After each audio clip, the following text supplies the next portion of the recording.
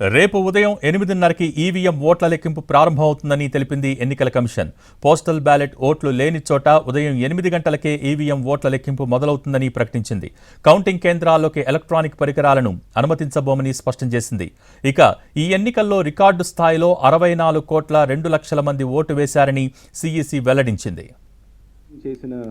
VC ప్రకారం all the districts now are ready for counting in all aspects. అక్కడ logistic ఆస్పెక్ట్లో, security ఆస్పెక్ట్లో, arrangement ఆస్పెక్ట్లో అన్నిట్లో మేము రెడీగా ఉన్నాము. 8 o'clock postal ballot counting start అవుతుంది. 8:30 నుంచి ఈవీఎం బ్యాలెట్ కౌంటింగ్ స్టార్ట్ అవుతుంది. Where there is no postal ballot counting is going on, అక్కడ 8 o'clock నుంచే మనము ఈవీఎం బ్యాలెట్ కౌంటింగ్ స్టార్ట్ అయిపోతుంది. We have got very good response. Morning నుంచి start అయ్యి weather కూడా బాగానే సపోర్టివ్గా ఉండేది. So we had good turnout. మధ్యాహ్నం కూడా చాలామంది వచ్చారు.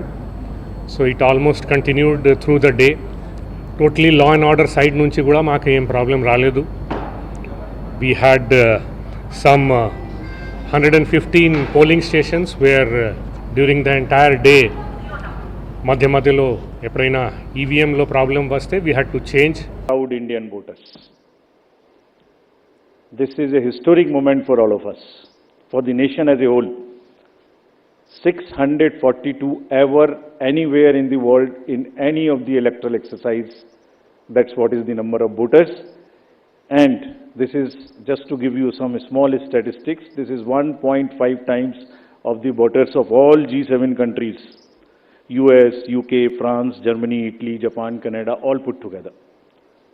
We are comparing voters, not electors.